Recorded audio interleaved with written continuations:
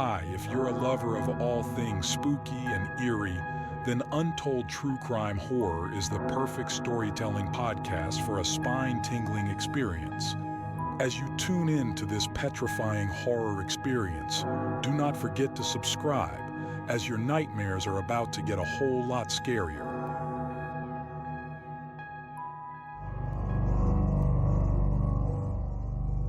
My name is Ethan, and I'm a photographer. I took a trip last year with my wife to the Colorado mountains for an art project. My wife is also an avid skier, so she talked me into adding skiing into the trip.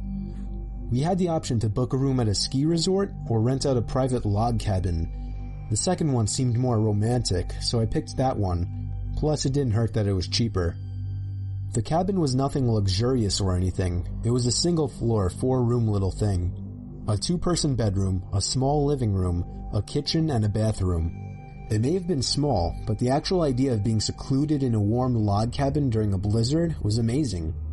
However, the storm was interfering with the cable signal, so we didn't have much to do this one particular evening. It was just starting to get dark out at this point, but there was still a decent amount of light outside, so I thought it would be perfect for getting a few shots and videos in the blizzard for backgrounds and wallpapers.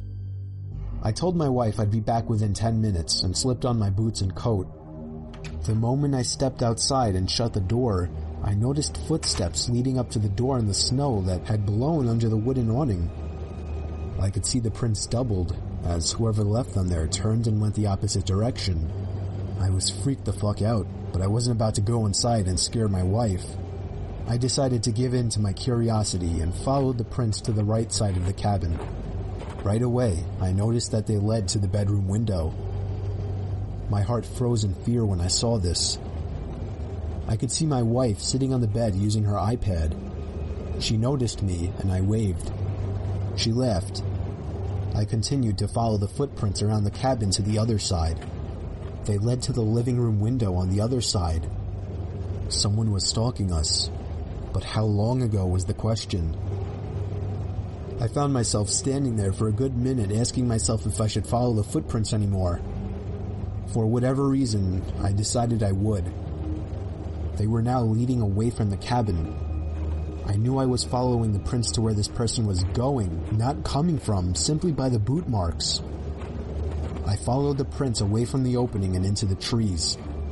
That was where I saw him. A man wearing a black coat facing a tree, slouched down looking at the ground. He was still as a statue, and I could see the snow piling up on his hood and shoulders. I froze in my tracks, trying not to make a sound.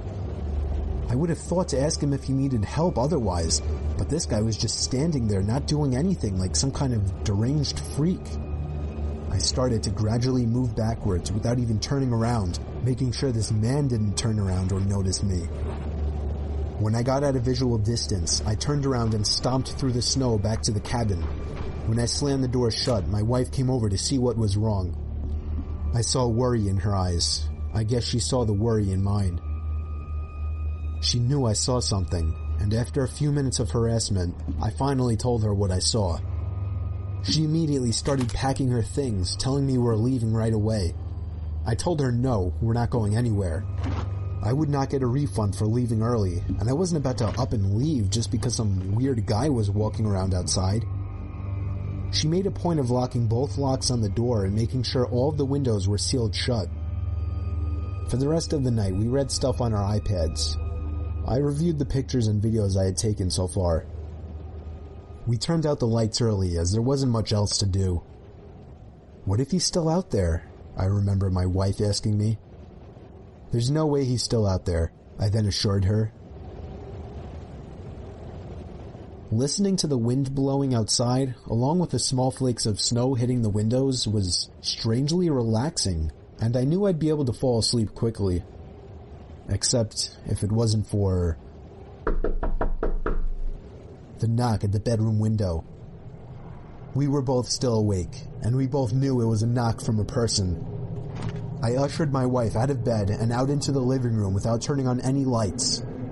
There was nothing to use as a weapon whatsoever. Our only option was to run before something might happen. I told my wife we'd have to forget our luggage and make a dash for the Jeep. We slipped on our boots and coats in the dark in a matter of seconds, and when we heard a knock at the living room window from the opposite side of our car, we took that opportunity to run. I pressed the unlock button, so grateful I chose to have remote locks on my Wrangler, and we hopped in. The car started with ease, and as soon as the headlights flashed on, the man was standing facing the log cabin on our side now. Not a window, just facing the wall of the cabin in the same position I had seen him in earlier, as if he were hiding his face. We drove to the nearby ski resort without much trouble in the Jeep. We stayed there for the night and went back the next day to the log cabin to collect our things we left behind. He wasn't there.